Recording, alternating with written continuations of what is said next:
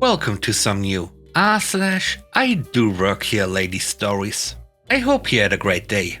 Thanks for all the likes and comments on the last video. If you would like to support this channel, please hit the like button and consider subscribing if you enjoyed the content.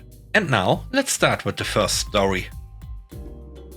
It's called No Free Pizza. I was working as a shift manager for Pizza Hut, small town and declining store. We had the policy to give it away. If anything was wrong, then we gotta give whatever we wanted for free. These were the orders from the owner. I was in the running for the store assistant position, so I was getting trained for it. Learning to order inventory, submit financials, set up shifts, etc.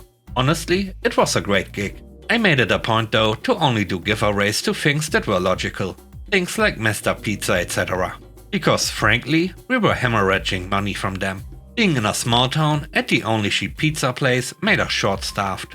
No problem for me, since I'd do any of the work needed right beside any of my staff.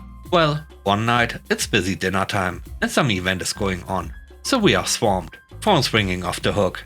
Oven backed up by 6 or more pizzas.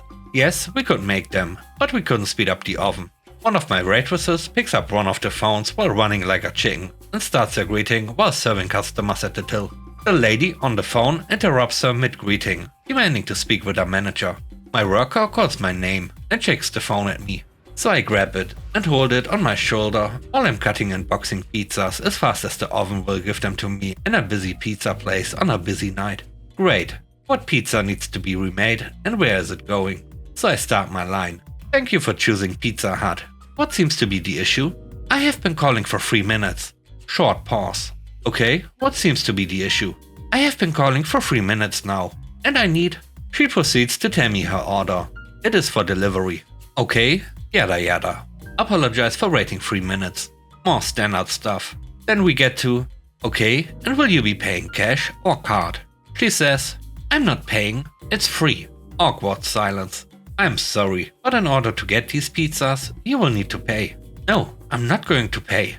I waited for 3 minutes. This is free, and those pizzas will be here in 45 minutes since you are so busy. And she hangs up. Well, in my book, it's not a free order. We have an almost 2-hour backup of orders now, because we literally cannot cook them any faster. First come, first serve. And I'm definitely not sending my driver out there. I have no idea what to expect, but my bones can feel that this will not be the end of it. The rest of the night goes pretty smoothly, all things considered. Business finally slowed.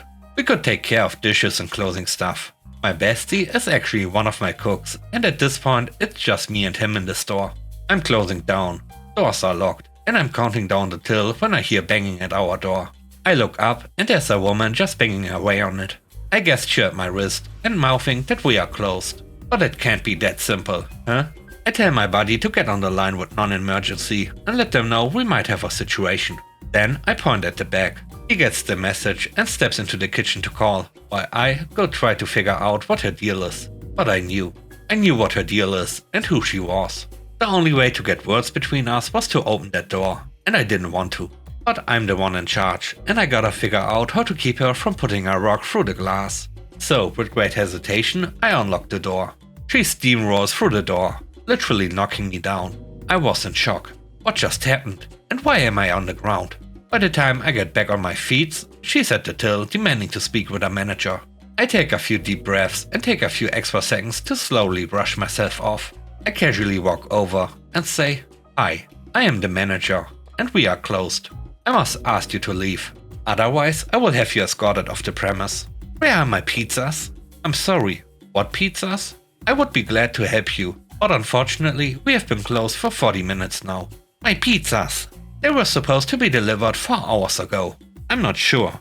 Our driver confirmed that all orders were delivered. But unfortunately we are closed and there isn't anything I can do about this. I want to speak to the manager. I am the manager and you need to leave the store. At this moment I can hear my buddy in the back working on getting those dishes cleaned. So I know it won't be long. I'm trying to think what would be the best way to bide for time. And I'm glancing up the road and see those headlights that only the PD vehicles have barreling towards us. No flashers, so that was a bit of a disappointment. I just keep repeating that we are closed and can't help you. While once the officers get out of the SUV, I motion them in.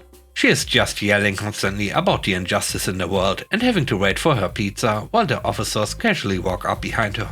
One of the officers goes, "Excuse me, ma'am?" with some authority, but not loud or rude. She just keeps ranting, not even hearing him. The other officer says a bit louder, "Excuse me, ma'am?" She yells, "What?" before she even turns around. As soon as she sees the badge, pure silence. I hear the dishes start juggling around in the back again and can't help but laugh inside, knowing my buddy wants to see this. She gets arrested after I explain the situation for disorderly conduct and assault after the cops saw the footage of her barging in. She wasn't irate anymore, but she just wouldn't drop the whole "you owe me pizza" thing. The cop did have to seriously ask if she paid for her pizza, and I said, no, she expects a free one. All in all, it caused me to get off about 15 minutes late, and she ended up in the tank overnight. I'd call that fair. Turned out she was drunk, but I did drop the charges for assault, but stated that she was pretty disorderly. She ended up with just a fine. It fizzled out pretty fast, and she actually did come back to apologize. However, the general manager was there when she showed up, not me. The next story is called "Can't Park There." My wife and I run a tow company and a race shop. They are located in two different positions, though we do have a storage lot at the race shop for the tow company. I haven't been in the office in about a month and a half. During this time, we needed to hire a new dispatcher, and my wife went ahead and handled this, choosing a rather good candidate, if I must say. Today, I showed up at the tow yard in my 96 Nissan Silvia and parked it in one of the 3 wreckers-only parking spaces in front of the building. A wrecker is a tow truck that is the size of a normal pickup truck and tows a car behind it. Having one of the 3 total wreckers currently on duty at the race shop and the keys in my pocket, there's no need for all 3 spots. And well, I own the place. As I walked in the front door, I went to say hello and introduce myself. Before I could get past hello, our new dispatcher immediately turned and told me that if I did not move my car, it would be impounded and it'd be roughly $250 to get it back. I think to myself, okay, I like your fire. Let's see where this goes.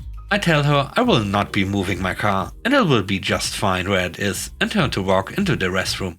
I did stay in the restroom for about 15 minutes until I heard one of our trucks come rolling in the front gate. I slipped out of the bathroom and used the side exit from the building to make my way around to my parking space, meeting up with my driver. Laughing, I told the driver to go ahead and impound it. I chuckled a bit as he looked confused, and I just told him to play along. He hooks it up and pulls it into our gated lot around the back in under 5 minutes, as I've now slipped back through the side door and walked back into the office. As I see my car go around the corner, I say to our new dispatcher, "Hey, where's Brian going with my car?" Without a stutter, she responds, "Sir, I warned you. If you didn't move it, it would be impounded." Pausing for a moment, I waited for it, and after maybe 6 or 7 seconds, she asked, "Wait, how do you know who Brian is?" I cracked a bit of a smile, flung my hand out for a handshake and said, "Hey, I'm the owner here." The poor girl's face turned white as a ghost. She immediately started reaching for the radio, not seeing the 5 guys picking around corners, snickering to themselves as they'd all caught on by now. I tell her not to worry about radioing Brian, as I'll handle him. I ask her to sit down. Looking very frazzled, she grabs a seat in my office and I sit down across from her and turn on my work PC while whistling to myself. After everything boots up, I pull up the ticket on my car's impound and void it out. I inform our new dispatcher of such, and with a whimpery, "Yes sir," she's staring at her feet. Immediately behind her, all of the guys are hanging in the doorway and all but holding their mouths shut. I look to our new dispatcher and stand up. I simply say, "I really like the way you handled that. No one should be parking there, unless they are one of the on-duty wrecker guys. Sometimes this does require them to put their cars here in a pinch though. Try not to cause any more friendly fire. Yeah?" And before she can answer, she spun in her chair and sees all the guys watching. They erupt into laughter, and I asked everyone in the room what they want for lunch. The new girl is on me. Surely she'll never live it down, but she's a part of the team now. The last story is called "Just a Jerk." I used to work as a chef at a multi-site, multi-million-dollar club. At the time, I was the head chef of the function department. Even though I was head of functions, I was still one of the top-ranking team members in every other aspect of the kitchen. So when I filled in the restaurant, I was still in charge. Most of my duties were based at our golf club, as that is where all weddings and VIP events would happen. During the wedding season, I would not step foot in any of the other clubs. I should also mention that I have a unisex name, but people always associate it with men, so when I am mentioned in conversation, people always assume I'm a dude. Now, 1 year I hadn't gone in the main club in roughly 3 months, and during that time they had hired a new team member. Through the grapevine, I had heard that he was a jerk toward all of the female chefs, especially those under the age of 30, and he treated all the apprentices like trash. One day I was asked by my boss to work a shift in the main club bistro, as a big box fight was on and we were super busy. When I get to work, I'm gearing up, hat, apron, etc. He comes into the back where I was, and before I can introduce myself, he starts giving me a tour of the kitchen. I keep trying to say who I am, but he keeps talking over me and saying, there will be time for questions at the end. So I give up at this point and let him show me around. This goes on for 10 minutes, and my executive chef comes out and asks what we are doing. This guy says, I'm just giving the new girl a tour. Wouldn't want the little lady getting lost, and you know women already struggle with this job as it is. Cue my chef telling him that I was in fact his boss and had full authority to fire him if he continued to send me off. Never heard someone stutter and try to backtrack faster. And with that, we end today's video. Let me know what you think about the stories. On a scale of 1 to 10, how would you rate the stories and today's video? I hope you enjoyed the video. If you like what I do and want to support me, please subscribe and hit the like button. I hope you have a great day. Stay safe. Bye bye.